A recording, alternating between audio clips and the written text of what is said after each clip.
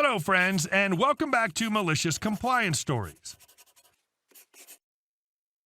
Let's start our video with a short and sweet story about an impatient Karen who had to wait an hour for her order because our OP decided to teach this evil woman a lesson.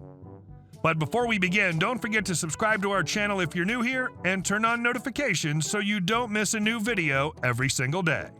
Here we go. Oh, you'll wait for it? Yes, you will. This happened at least 15 years ago. Short but sweet. I was a teenager working at a gift shop that sold items that are typically engraved, and we would engrave those items in the store with a big machine. The engraving machine had two settings of importance for this story, one setting for how many passes the machine would make, and one setting for how much force the machine would use. This way we could engrave items made out of metal or glass by changing the settings. A typical mall Karen came in, purchased a door knocker, and paid to have it engraved. The script at this point is to tell the customer it'll take an hour regardless of how busy you are. This woman was the only customer who ever demanded that it be done immediately, and that she wouldn't leave until it was done. Well, sure. So instead of using the program for the in-house door knocker, I told the machine to use the lightest pressure possible and as many passes as possible. That machine rattled away behind the counter for a solid hour before it was done. Especially delightful because it really could have been 10 minutes if she hadn't acted so entitled. I love how you can change the machine settings and then entirely blame the wait on the machine. It's crafty. And our second story. Take 2 paid days off to think about why you want to continue working here. Many years ago, I got a job working in a retail store. This store and 2 others were owned by a young couple and another young woman. I worked there happily for about a year and became very good at my job, which included reminding the owners when stock needed replacing, merchandising, etc. At one point, we lost a few staff in rapid succession, leaving myself and my friend as the only long-term staff. Then, my friend was offered a managerial position with one of our competitors, so she left as well. This left me to train all the new staff, run the floor, deal with vendors, place orders, do pricing, basically manage the store. So I approached the owners about being named the new store manager since I was already doing that job, just without the pay or title for several months. They said that sounds great, but we'd like you to do a management course before we make it official. But before you do that, can you just wait a couple more months until all the new staff have been trained? I naively agreed to do this, thinking long-term it'd be to my benefit. Now, during the waiting time, one of the new staff got very chummy with the owners. She'd never worked retail before, wasn't particularly good at the job, but was super friendly to them. Next thing I know, they've appointed her the new manager. Needless to say, I didn't take this news particularly well, especially considering she was still constantly asking me how to do things. Let's say my attitude towards work changed drastically. I no longer gave a crap. Stock was getting low, not my job. Next week's roster hadn't been done, not my job. I still performed all the tasks I was paid to do and all my customers loved me, but I stopped doing any extra work. So then I get dragged into the owner's office for a meeting. We've noticed your attitude has changed. You aren't going above and beyond, blah, blah, blah. So we'd like to give you the next 2 days off to think about why you want to continue to work here, and we'd like it in writing. Before I'd even walked out, I knew I was going to be resigning. I went home, talked to my husband, and he agreed I should just quit.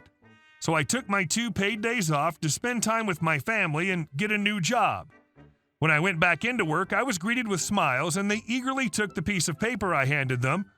The look on their faces dropped to shock when they realized what they were reading was my resignation and not an account of how much I loved working there and all the reasons I wanted to stay. I worked my 2 weeks' notice and happily left to greener pastures at my new job. Less than a year later, their store closed down, so I guess their choice of manager didn't go so well. Sometimes when things run smoothly, they think that's just how things are by default and become complacent to the amount of work it takes for things to run smoothly. And our last story. Another crazy Karen/Kevin story from my old neighborhood. After the experience with one Kevin, 3 of my family, also neighbors, had another encounter with a Kevin and a Karen who were brother and sister. The 2 moved into the house that one of the Kevins who troubled us had once owned.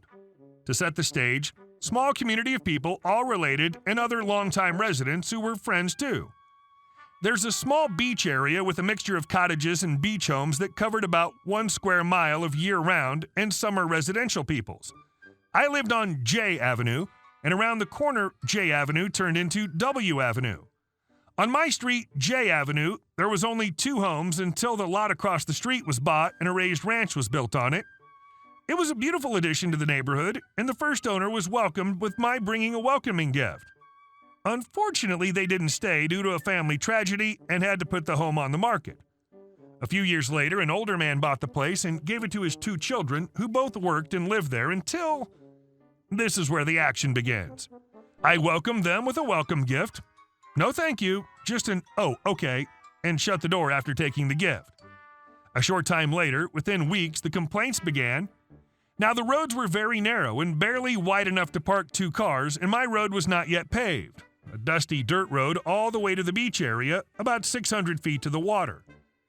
Their first complaint was my guests could not park in front of their house. They had a 3-car driveway, and the town owned 6 feet up to the lots on both sides of the road as right-of-way to allow road widening, future sewer lines, etc. The cars were there for a sales party of XYZ products, and I the host. The cars were there for a sales party of XYZ products, and I was the host. The cars had to park across the street from me as my house was on the edge of a salt marsh and there was a 4-foot drop, so no one could park on the side of my house. Out came Karen yelling, "Tell your people to get off my property, or I'll call the police to ticket them." I politely explained that the city owned the part where the cars were parked, and it was the only place they could park. 4 cars. My other guests walked to the house as they were close enough to do so. She vehemently screamed, "We'll see about that! They're on my land, and I'll not take any crap from anyone about it!" A few minutes later, a policeman came to my house and said she was being disturbed by all the noise my partygoers were making. I asked the officer to come in to see my so-called party noise-making people.